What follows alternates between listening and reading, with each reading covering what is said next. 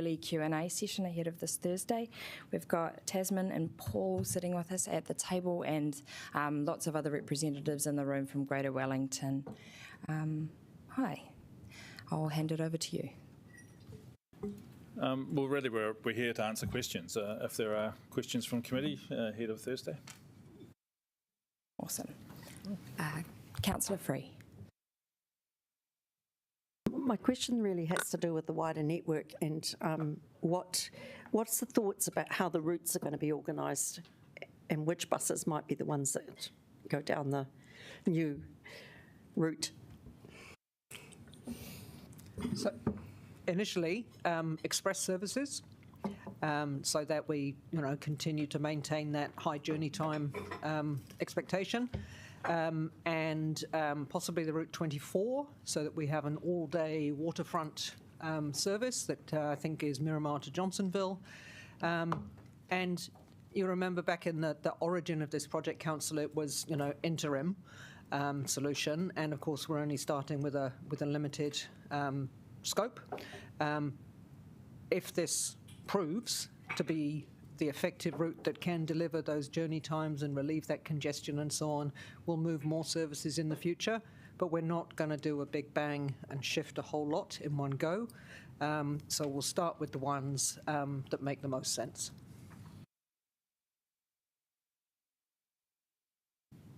Kia ora tātou. Colleagues, pātai? I know we've had a few gone through the written process, and I just wondered if you wanted to share any answers verbally at the minute, noting that would get the fulsome ones probably tomorrow.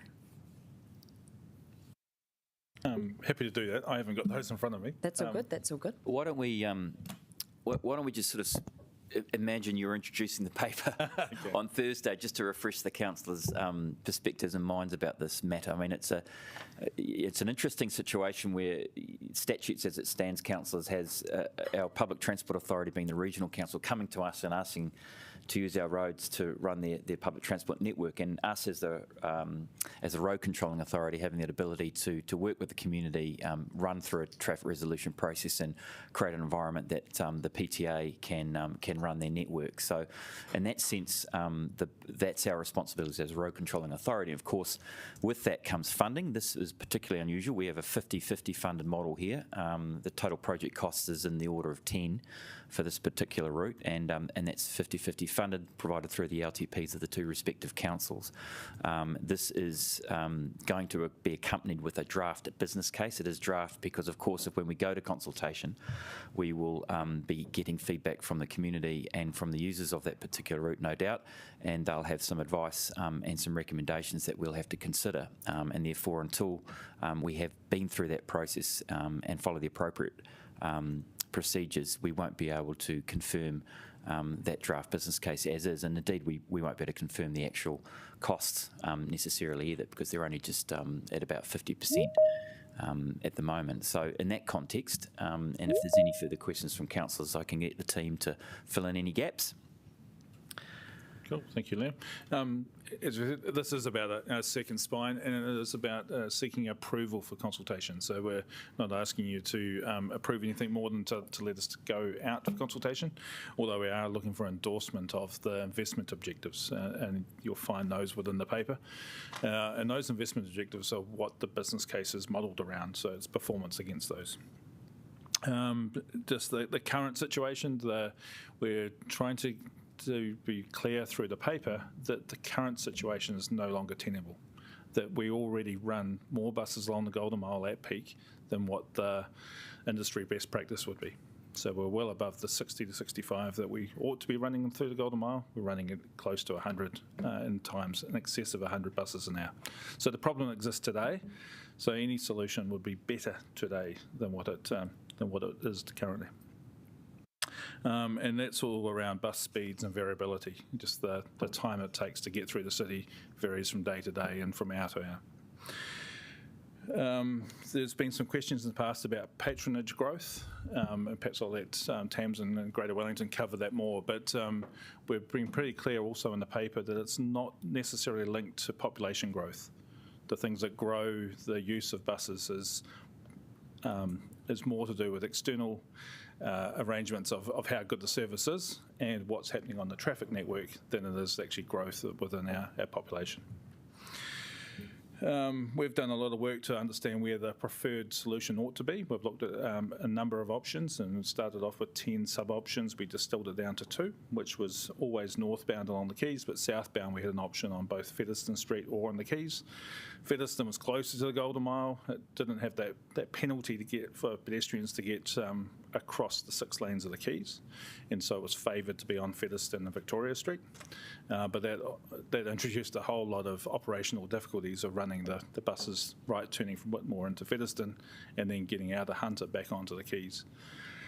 So on balance, we've gone through quite an extensive piece of work, and on balance thought that 2 ways on the quays, so on Jervois Quay, Custom House Quay, and 2-way on Whitmore Street was appropriate, and of course 1-way on each of Cable and Wakefield. We've looked at stops, and we've throughout the project development looked at locations for stops, and we've settled on 5 new stops to be along the corridor, but no stops at all on Whitmore Street, and we can go into some detail about where those are if there's committee or of a mind. The budget for the project, you'll see throughout the project, the cost to implement the 10 stops and the bus lanes sits at $11.5 million at a high-level estimate. And as Liam pointed out, the budget for this in both LTPs is $10 million. So we will be going out for consultation on a project that sits outside of that funded envelope. And so when we bring it back in the new year, we'll have to demonstrate how we can either get it within the funded envelope or opportunities to be able to fund the suggested project. It might be that through consultation that actually we bring additional costs in. If the community are of a mind and if the committee are of a mind that we have to add things to it, that cost could increase from the 11.5. Equally, we'll have a better idea of the actual cost the closer we get to that decision in February.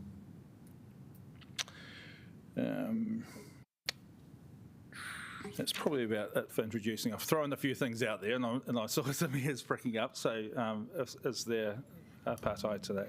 Ngā mihi, thank you. Sorry for putting you on the spot. I have Premier Fern, Rogers, Pannett, and then Randall.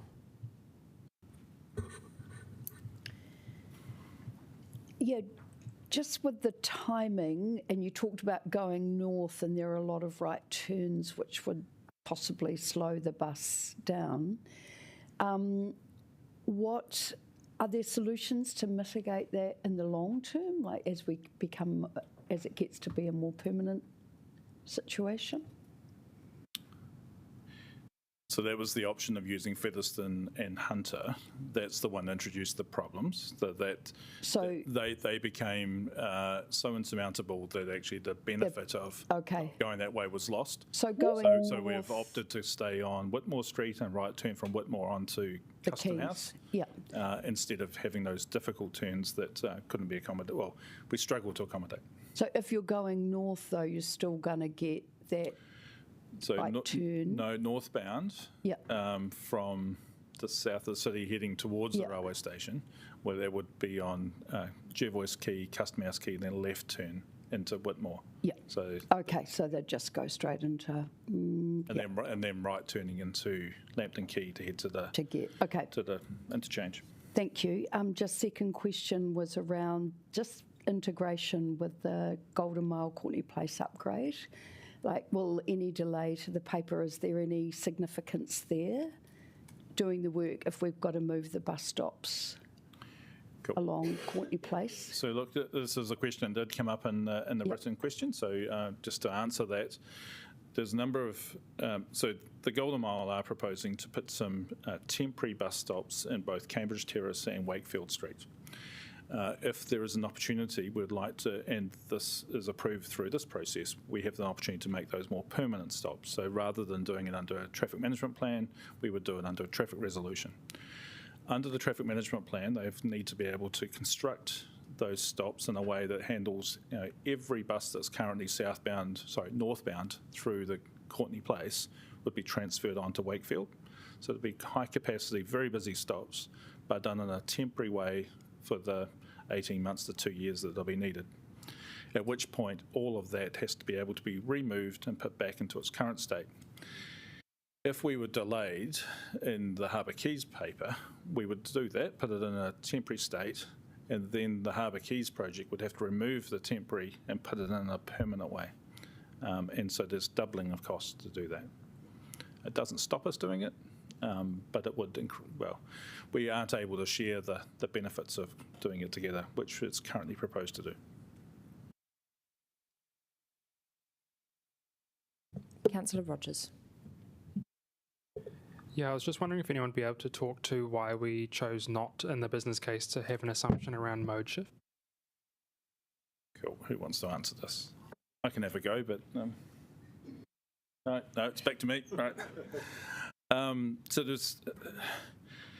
So we are now looking at mode shift as a very viable, and we talked there about the 5%. So we have modelled it with a 5% mode shift. But just going back to basics, so there was no arguments looking at what if we ran the network as proposed without any mode shift at all, we're still suggesting it returns a very positive benefit cost of 2.9. Now that's not a model 2.9, it's a derived. So the modelled is on 5%.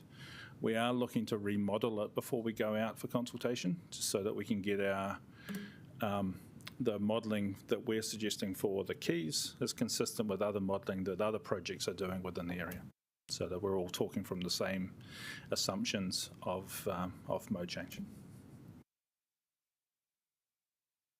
And I guess the other question was around if there's like quite a lot of uncertainty with the new State Highway 1 tunnels. So just what sort of thinking went into whether there would be a difference in mode shift if they were, say, tolled, or what modes were going through those tunnels and all those sorts of things. I guess it's probably too hard to read a crystal ball. But yeah, look, it is way too hard to read that. But what we have done is made an assumption around timing that if anything were to be done around the basin and the tunnels, inevitably there's going to be some disruption to the general traffic flow. And if the public transport was able to pick up that difference, we'd need to build a bit of capacity. And so, again, another reason why we want to get this through now and not delay it until an incoming council would be the readiness for disruption at the southeast of the city. Cool. Thank you. Councillor Pennant. Thank you, Paul, and I appreciate you talking about if these tunnels proceed, because there is a long way to go and there is strong resistance. I'm sorry, the agenda this week is so enormous that I have been struggling to keep up, and I'm sick as well. So can I just ask you about the City to Sea Bridge? So obviously that is a little bit contentious at the moment. I remain sceptical that you're going to get your time savings if you've got a major pedestrian crossing on the quays. Can you just talk a little bit more about, this seems to me to be a common sense thing, why it's not a problem for speeding up buses? Because there will be people walking across that in the morning, obviously, to get to work and going home.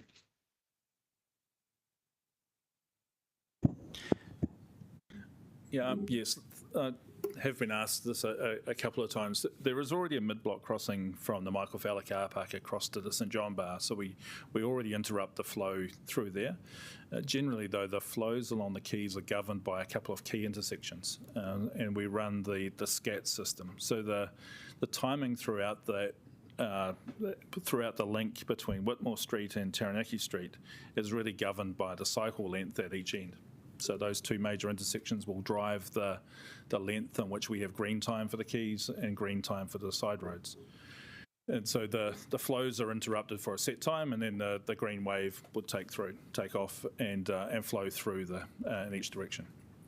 So interrupting it again for a mid-block crossing where the bridge is now would have very little effect on the travel time throughout the quays.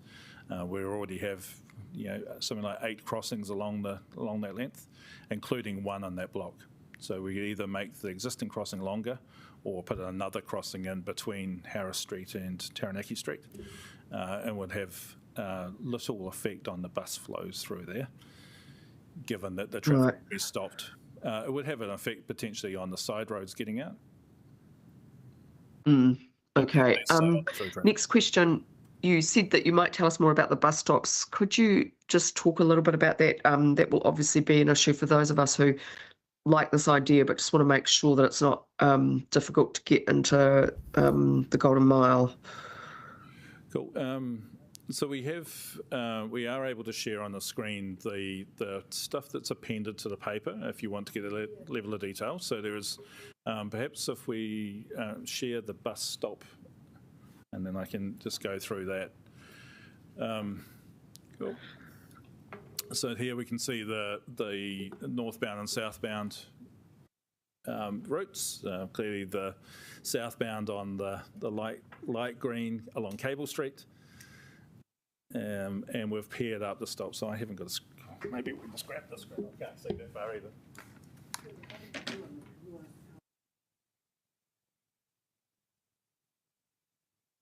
Cool. No, the blue one is on Wakefield Street, so that's the northbound route.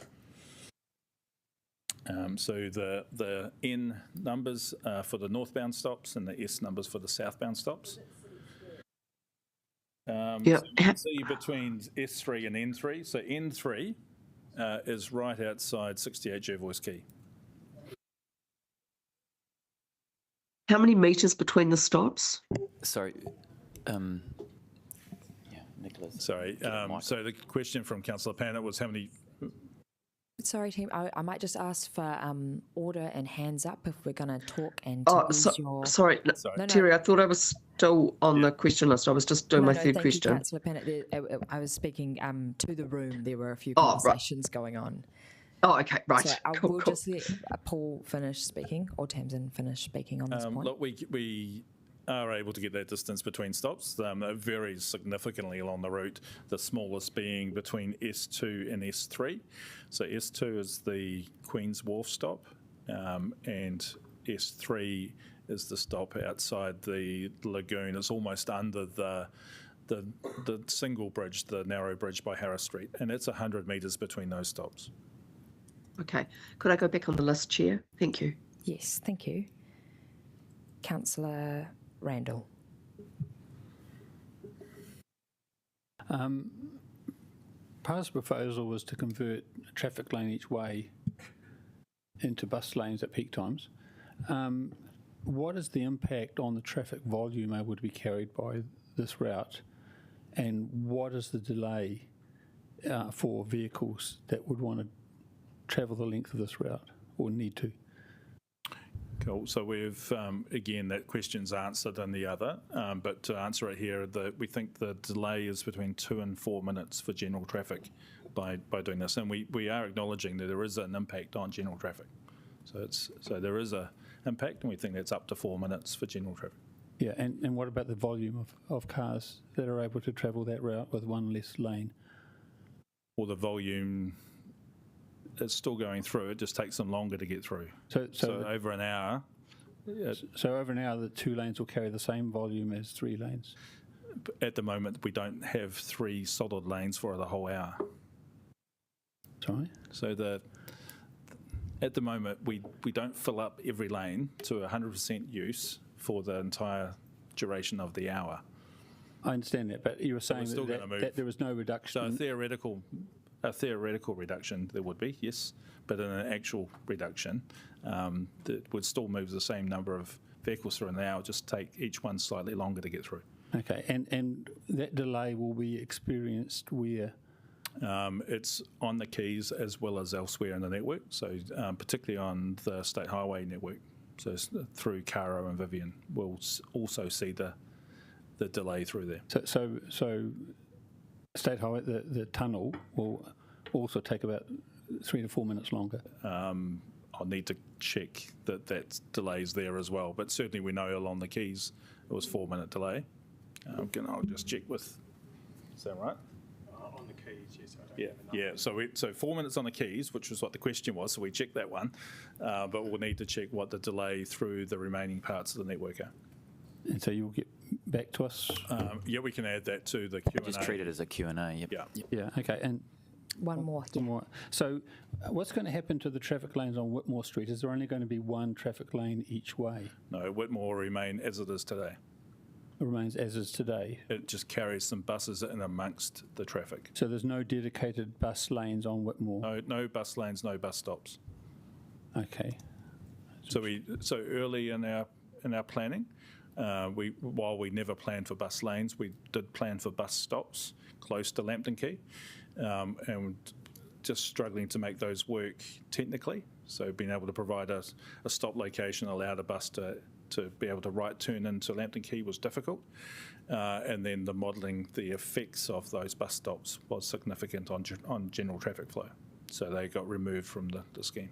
But there's no bus lanes on Whitmore Street, there's just the current traffic lanes and the buses will use them. As it is now, no bus stops, no bus lanes. Okay, I'll go back on those things. Councillor Free. That point you've just made, which came out about the 2 to 4 minute delay, will that be part of has that been part of the business case, that the negative aspect of that on general traffic? Yes, it has, and that's countered by the benefit we get to bus users on both the new route and more importantly, the benefit to the buses that remain, or the users that remain in buses on the Golden Mile. They get a more reliable and quicker journey time through there. So those benefits outweigh the disbenefits to general traffic. Yeah, I was just checking that it's all been accounted for.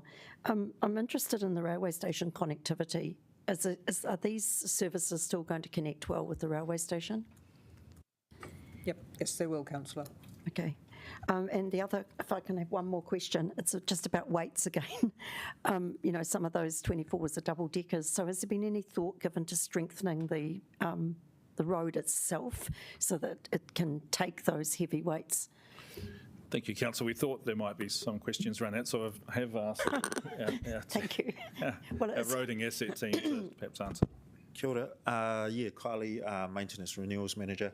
So we've done some testing along the quays and we're sharing with the project team, mainly around deep base layer. There's an advantage here with a lot of this is old coastal and reclaimed land. We placed a lot of concrete within that space anyway, so nothing outside of our standard maintenance. So we are trying to align our maintenance program with the project to align it better. So that's just top surface, curb and brakes. Yeah, nothing substantial. In the CBD, our bus network within the quays is fine.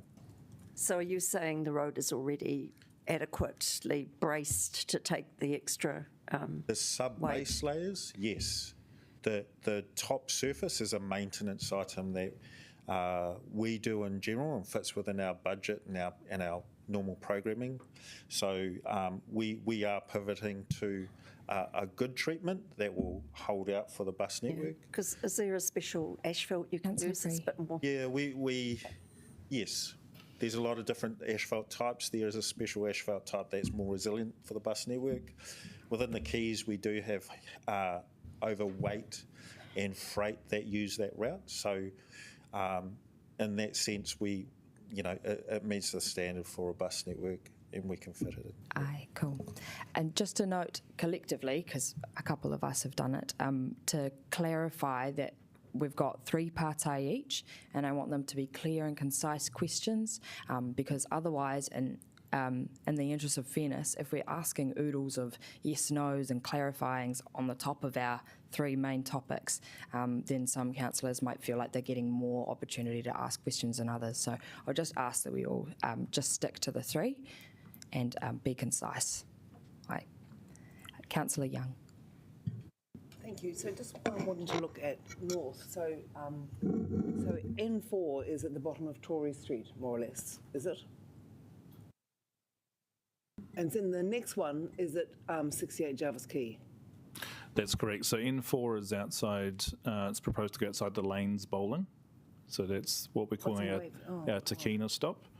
And then N3, the next one along, would be outside 68 Jervois.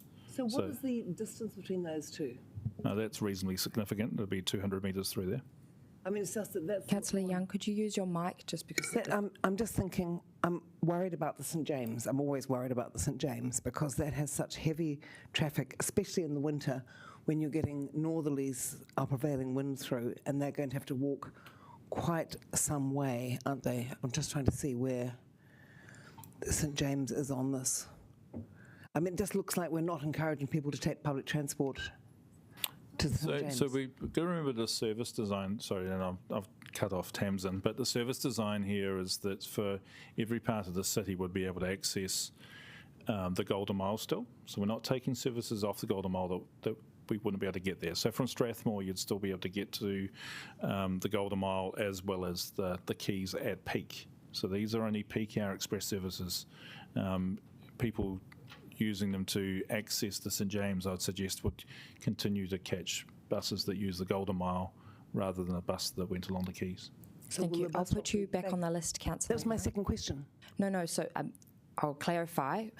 We've got 3 questions each, so I expect people to speak up to 3 times, but we're not adding extra mini questions in.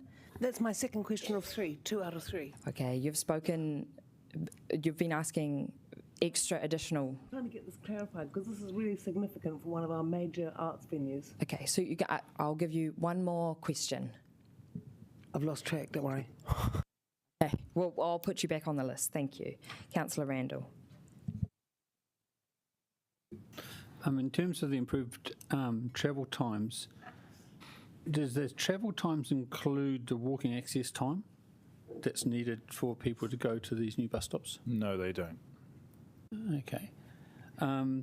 Has the modelling considered whether people will walk to these new bus stops or will they just get on a Lambton Quay bus and interchange at the end? So the modelling has not done that, and perhaps I can ask Tamsin, but the Metlink have done some user acceptance testing, so perhaps whilst David Boyd can probably answer that in a lot more detail than I can, Councillor. David's our customer experience manager and has a good grasp on services and patronage and things that influence our demand. Kia ora koutou. So we've tested it in focus groups, the placement of the stops, and the general consensus is that, that with the proposition of faster journeys for express trips, that makes that little extra distance that some people may take to get to those stops worthwhile. So based on that, we have a level of confidence that it will attract people. Okay, my third question this time is I've asked for the benefit cost analysis spreadsheet. Can it be provided before the meeting on Thursday, please?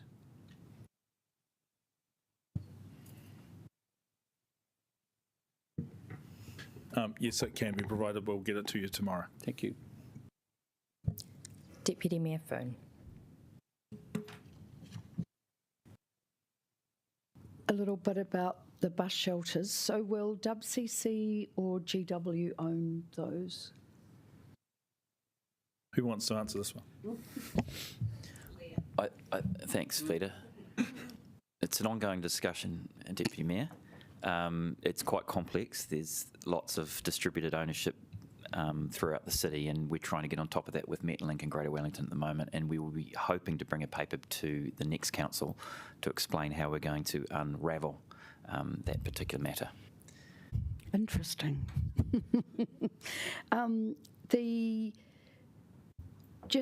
There is a bus stop to get off at Te Papa. So just checking, is it possible that there be a covered or a sheltered one there in these plans? So all 10 stops have shelter of some type.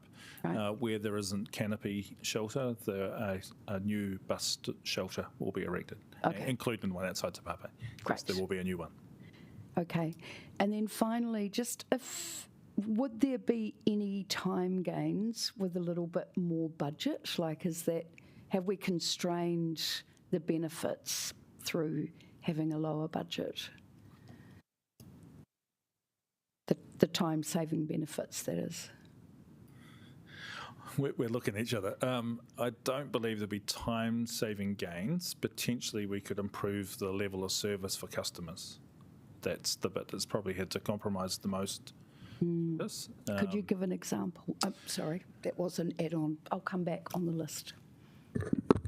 Oh, thank you. Appreciate it. Councillor Pennant. Thanks. My questions refer to paragraphs 127 and 129. So I'm really concerned about the bikes. When are we going to see what the route is and how that's integrated along here? So, because I definitely want them off the waterfront.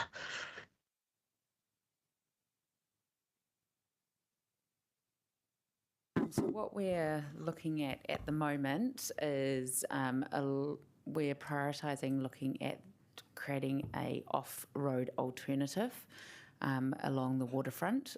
So that's connecting into Thorndon Quay, which is now finished, ready for Te Tupua, which is coming online next year, and it will be looking at, for example, where we're looking currently is Lady Elizabeth Lane, from the railway station through to the lagoon as the phase one, which takes bikes away from the promenade side of the waterfront, where there's the biggest pinch points, like along Shed 5 and through those areas, and really creating a desirable alternative link along a Lady Elizabeth Lane there. And that's what we're proposing currently and looking at with the designers, but we've only had them on board for a couple of weeks.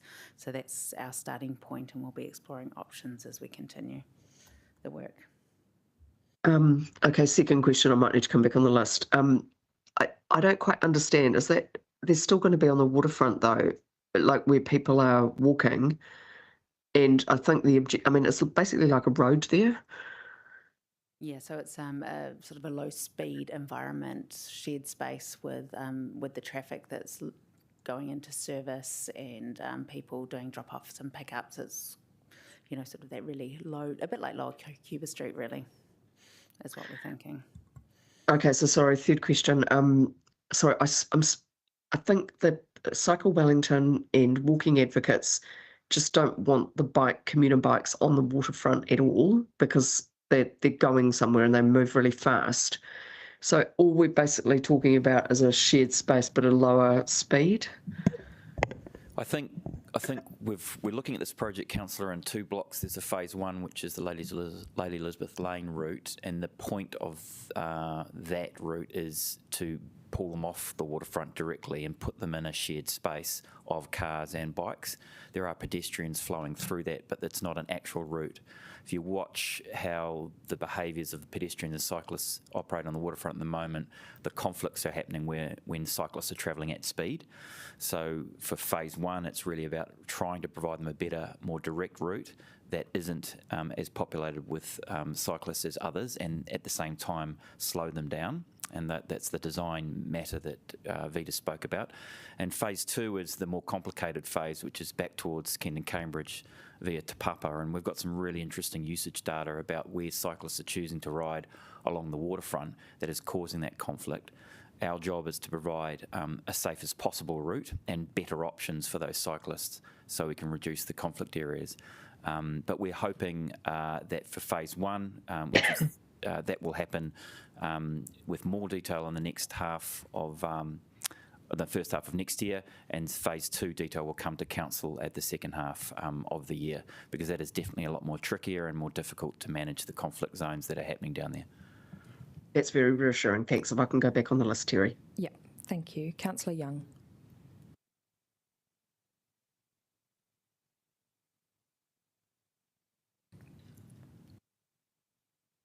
No? Okay.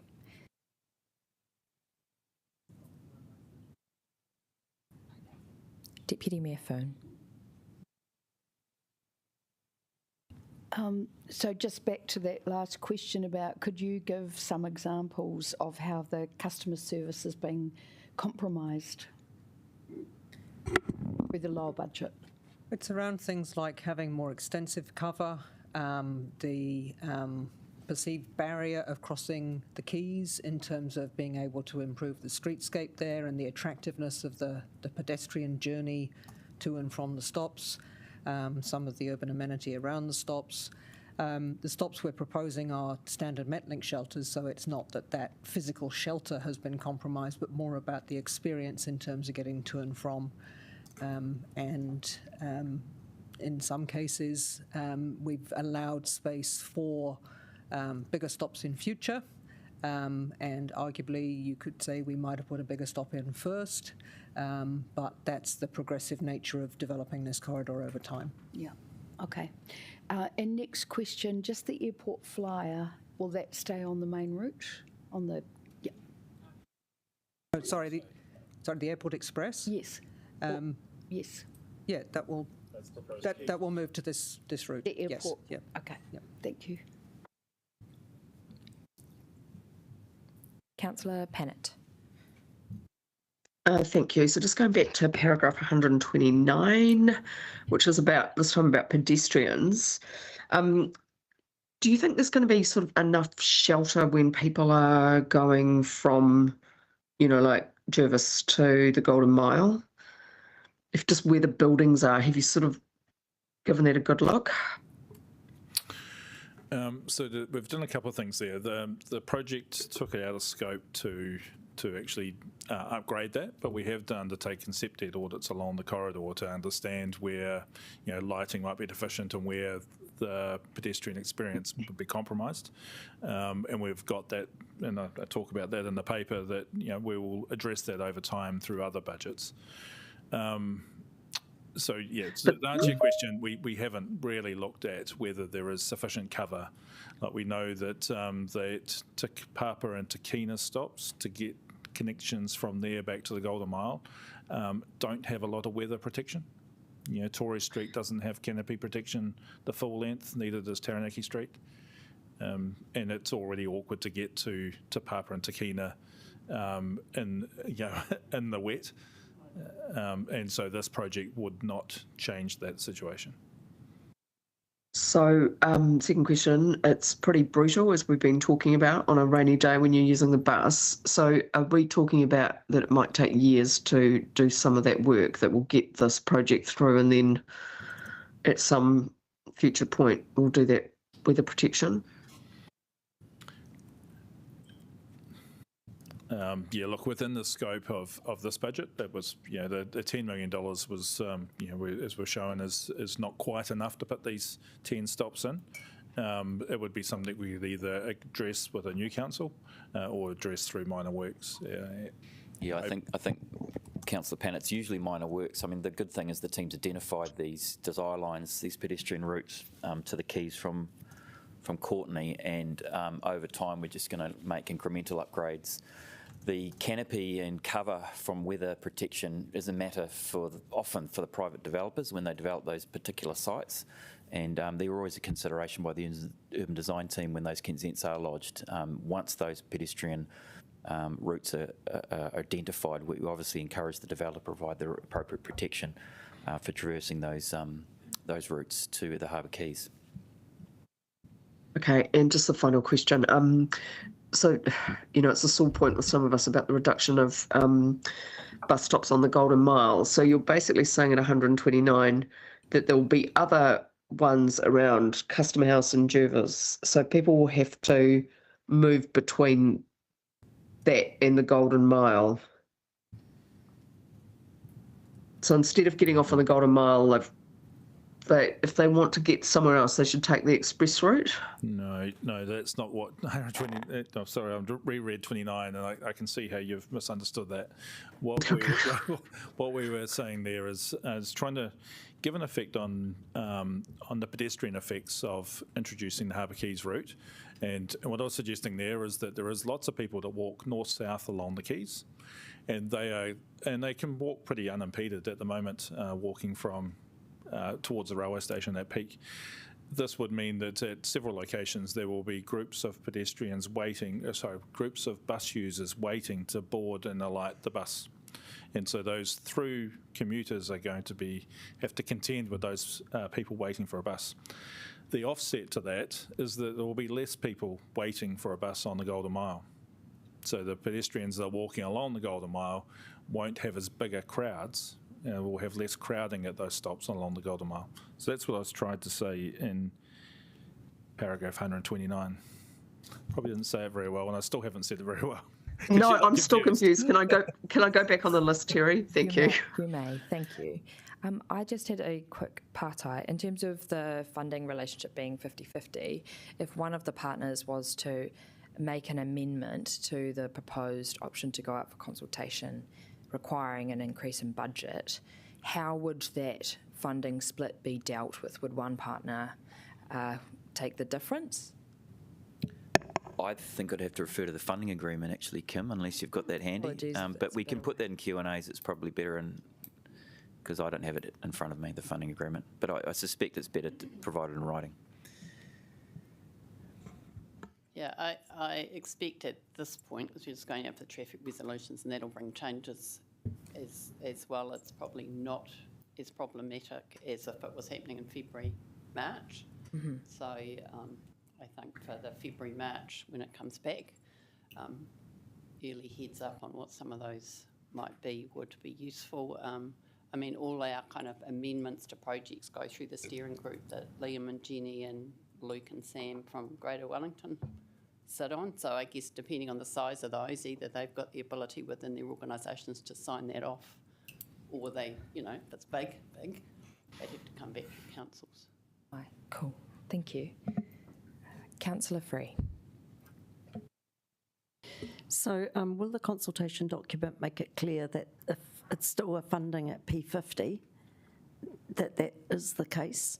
We don't want to be caught out again with another Yeah, look, and that's what budget we wanted to. minimisation treatment plant. And clearly, and that's and we've made that clear in the paper, and we will make that clear again, that we will have to take steps to either further value engineer it down within budget, or come back to all parties with options around it.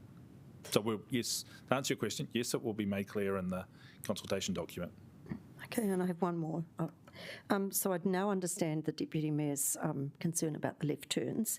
So she's asking about the traffic lanes for general traffic at the moment that turn left, and how that's going to work with the buses pulling over to the side for bus stops. I think that's the concern. We tried to allude to it in the paper, but all the left turns, other than the left turn into Balance Street, will remain open. So we're not proposing to limit any left turns. So the left turning vehicle will be able to travel in lane 2 until 50 metres before their turn.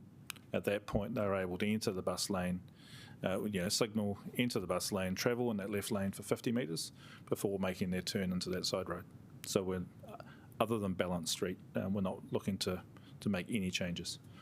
And Balance Street, just while I'm talking about that, it is proposed at this stage, subject to a traffic resolution, to close Balance Street at Custom House Quay, and creating a cul-de-sac from Featherston Street, as it was during the construction of the BNZ building. And the delay to traffic of having to do that swing movement into the bus lane, is that part of the 2 to 4 minutes delay? Has that been accounted for? That would be modelled. So we modelled the number of left turners and what that would mean if there was a bus lane 50 metres before and after. Thank you. Councillor Young. So just, where is the shared path going to be from? Did you say it's past Te Papa, that stretch? No, the shared path as part of the cross-city bike connections was through Lady Elizabeth Lane, so that runs parallel to Custom House Quay. So from Bunny Street down near the Blue Bridge, it runs all the way through between the promenade and the quays. So that's What's the promenade? Well, the edge of the water. Right, so the water's edge over on the waterfront is what we call the promenade, which is a shared space now. We're looking to create another more dedicated space for bikes. It's just this causes a real issue in Oriental Bay where we have the shared path, and people are. It's a constant theme from our Oriental Bay residents. But I did say to them, of course, the alternative was to put a cycleway and take the car parks out, which just to show you, I can be open-minded, and that we stopped that. But the shared path does worry them because of mobility issues and children and stupid people walking down the cycleway, which you see often. So I can see. Well, I just think that's the point, Councillor. I mean, that Paul is saying that the idea is to remove the conflict that happens on that shared path by having a designated cycle lane along Lady Elizabeth Lane for phase 1 design. And as I said to you earlier, we'll be back to the new council next year with the phase 2 design, and where that is a lot more difficult to establish. So, and the work hasn't really started in detail yet. The point Paul is making, and I'll reaffirm, is that we are trying to reduce the conflict that you see on Oriental Parade and similar conflict on the waterfront by removing as many bikes as possible. Yes. How is the council going to deal with the fact that people are just exhausted by all these roadworks and changes and demolitions, and they just want a bit of peace and quiet? And I mean, how is the council? Are we not thinking of their well-being? Because I'm really intimate. Is it this council you're talking about, councillor, or the next council? We're sticking to questions That's all, related to the decision. That's all determined by the LTP and your strategic settings that you give us. Fair enough. Councillor Pennant. Thanks. Sorry, Paul, if I'm being a bit dense, but with hopefully over time, lots more people will be catching the bus. That will, if you're not walking or cycling, it will be the dominant mode. So there will be more people along the Golden Mile, but bigger queues because if the stops are removed, there's still some water to go under the bridge on that one. But then there'll be these other ones on Custom House. So how are people going to manoeuvre between these two, I guess is the question I'm trying to get my head around, without being exposed to harsh weather and long queues? So you are right. There will be more people catching the bus at both locations over time. We think initially that we'll see the crowding that we currently see on the Golden Mile reduced, as particularly the evening peak. So evening peak will take a big chunk of the users. 20 to 30% of the people catching the buses would be moving across to the quays and queuing in that location. So they'll be crowding on Custom House and Jervois, waiting for their bus to arrive. And those are new crowds that the existing pedestrians up and down Jervois and Custom House don't have to contend with now. So what I'm saying is that will be worse for them, for those existing walkers up and down the quays. But it's offset by an improvement initially along the Golden Mile. Over time, as we start to see more bus services arrive, we start to see more people using the bus, as we suspect they will through the construction, if it to be through the Basin Reserve. We'd see that the public transport will have to do some heavy lifting to alleviate any construction disruption. And into the city level, by having these two bus stops at the moment, we've got a really high concentration of shops and retail on the Golden Mile and entertainment areas, and then of course the high pedestrian movements happening along the street. With this, there's actually also some really great opportunities to activate some of those side streets more in those ground floor premises, and also begin to activate as well the quays. And we already see a lot of people choosing to walk down to the waterfront and along in it as well. So I think there's some really great opportunities as well by creating better conditions and more people just walking past a whole lot of extra ground floor areas that today are maybe not as desirable as they could be. Okay, thank you. Now, Mihi, I don't see any further. Councillor Randall, then Councillor Free.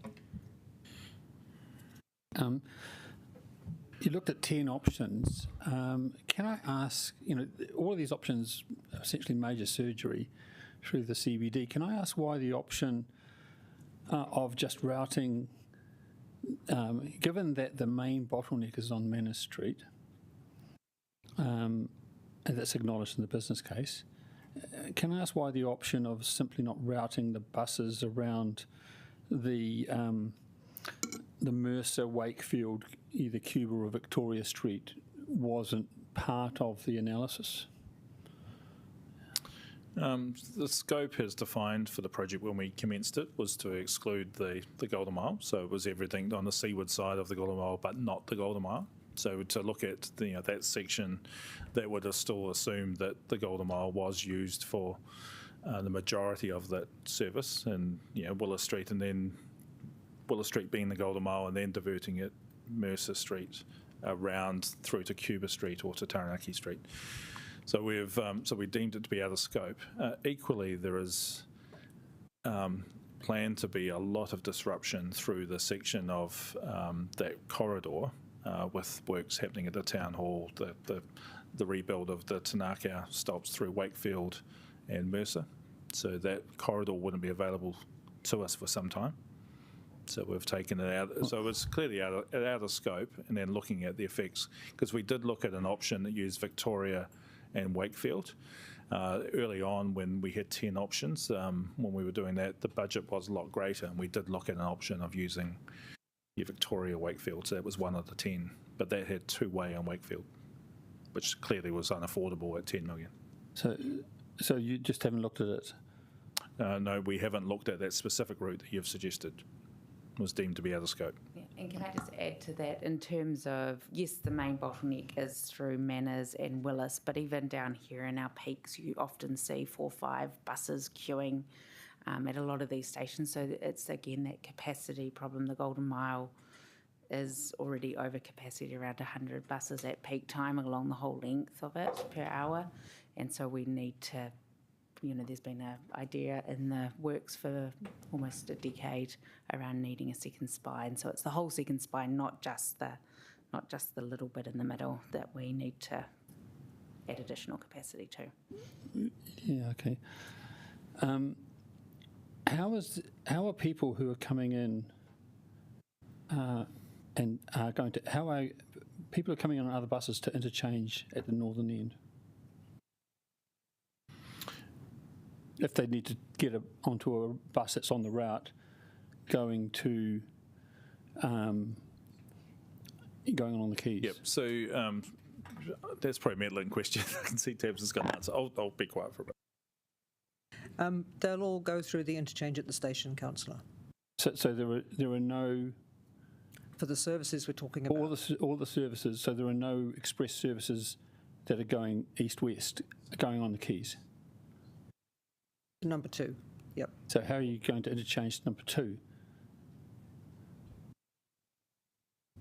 Which is like the biggest bus route in the city. David, can I answer?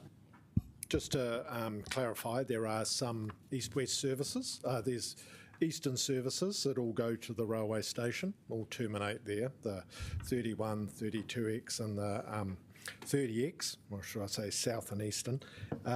There are some Karori services that currently aren't designated as express services, the 33, 34, and they will be become express services, so they will come down from Karori. So again, the design is to provide both a Golden Mile option, which, for example, from Karori would be Route 2, and an express option for the Harbour Quays. So passengers will have a choice as to what service they catch from whether it's the south, the east or the west.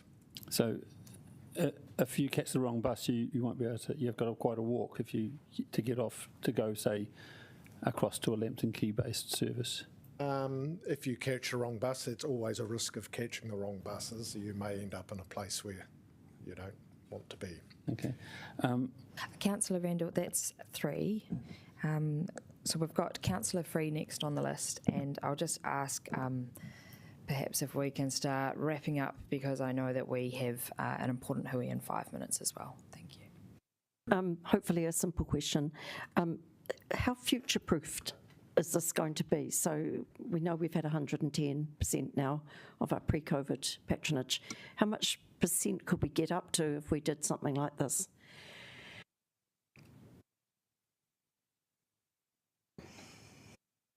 Kia ora koutou. It's an interesting question. I think given our current forecast, this will future-proof us for probably at least 10 years.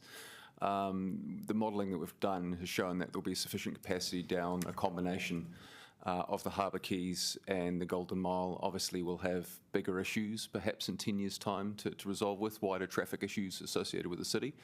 But the current modelling says we've got about 10 to 15 years with this arrangement. And that's noting what Tamsin discussed before, which is that transition approach of gradually bringing more and more services on to the Harbour Quays. I think probably in the next 10 to 15 years there'll be some wider discussions about what the next options might be for the city to to develop something that's a little bit more ambitious and faster, but that's probably a question for the next council. Is that assuming some sort of percentage growth every year? Yeah, so we've recut our patronage forecasts, and actually our growth is quite high at the moment based on the service reliability and frequency that we're currently seeing. So we've got a modest forecast in place, and based on that, we think we're okay to about at least 2035. We don't believe there's going to be any issues, and there might be a degree of performance degradation after that, but it won't be particularly significant. So as I say, 10 to 15 years is what we're saying we've got from this project in terms of capacity. Sorry, I was just thinking, what sort of percentage growth are you anticipating over that 10 to 15 or 25 years? It's a very timely discussion because we've had a lot of our investment budgets cut, and that reduces our growth forecasts at the same time. So prior to that, I would have said about 5 to 6% year on year, but I think we'll be closer to about half of that at the moment, 3 to 4%. Okay, thank you. Aye. Well, thank you all for coming today, in particular to a lot of the externals that have travelled through. Really appreciate it. I'd encourage elected members to utilise Q&As still through Steph's email, and thank you for your time.